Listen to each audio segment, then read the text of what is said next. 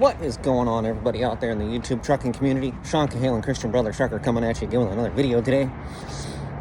And today I wanted to talk about docking. More specifically, dock struts. Dock struts? What are dock struts? Dock struts are a big piece of steel that are attached to the wall to protect the wall and the dock plate from drivers that come in crooked and aren't lined up properly.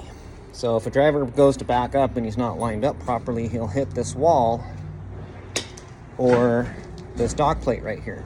If you hit the dock plate with the bump pad on the trailer, you'll bend the dock plate. But if you hit the wall, you're highly likely to crack the bricks or the concrete. So they put these dock struts up, and these are pretty beefy, and they stick out about 3 feet out, and as you can see, that's right at the level of your door. So a lot of times I've gone to pick up empties, and on the empty trailer it'll have this hinge right here, this hinge and that hinge broken, because drivers don't stop and get the big picture, get out and look. Situational awareness, that's one of the things that I talk a lot about when I train drivers, is always look and process what you're backing into.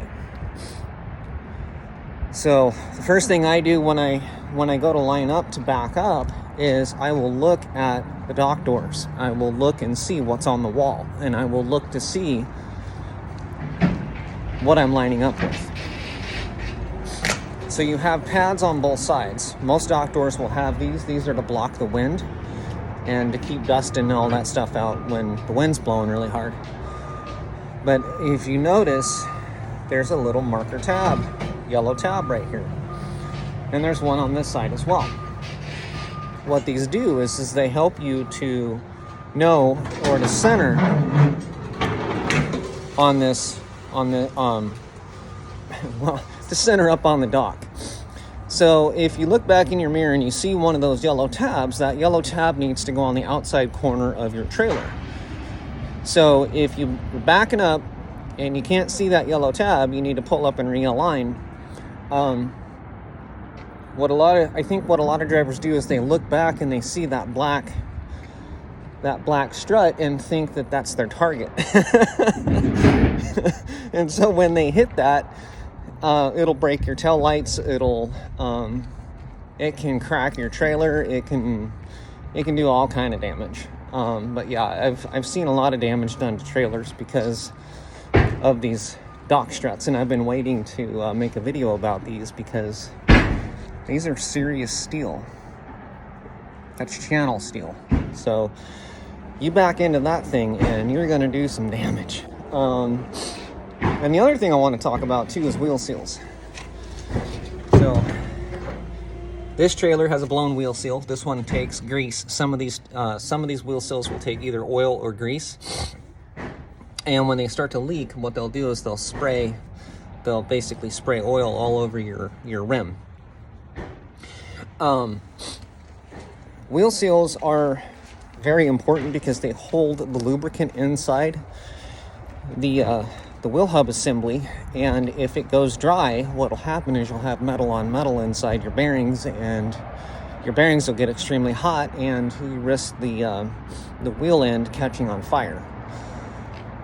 So when they start to seep, and they usually start really slow, but if you ignore it long enough, and we've all seen these trailers on the road that have caught fire, that's one of the reasons why trailers catch fire, because that wheel hub will get so hot that it will catch the lubricant that's left inside the wheel hub on fire, and it can catch your tire on fire. Yeah, it gets that hot.